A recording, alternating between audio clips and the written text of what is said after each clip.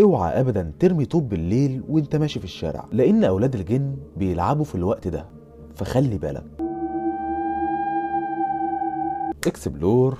ويلا نبدأ. شاب كان مروح بيته بالليل، والطريق لبيته بيعدي على أرض زراعية. المهم الشاب أول ما وصل للأرض دي بدأ يلاقي الزرع عمال يتحرك بشكل غريب. فالشاب قال ممكن تكون قطة ولا كلب هما اللي بيعملوا كده، وما حطش في باله. ولكن الغريب إن الزرع عمال يتحرك معاه طول ما هو ماشي، يعني معنى كده إن الشيء ده قصده هو. فالشاب مسك طوبة ورماها في المكان ده، واتفاجئ وقتها بصوت حد بيقول وبيتوجع من الخبطة. فجري الشاب بسرعة على المكان اللي جاي منه الصوت وبيدور، ملقاش حاجة. فالشاب اترعب جدا وطلع يجري، ووقتها سمع صوت أنثوي بشع جدا. الصوت ده كان بيقول له عورت ابني يا ابني كذا، لازم انتقم منك. وبدأ يسمع صوت خطوات بتجري وراه، صوتهم كان زي صوت رجول الخيل. وفجأة بتجيله ضربة من المجهول ودماغه بتنزف دم. وبعدها صوت الخطوات بيقف وهو بيروح لبيته سحف بالعافية. ولما حكى الموضوع ده لجده اللي معدي 80 سنة، عرفه ان اذى عيل من عيال الجن، لان الوقت ده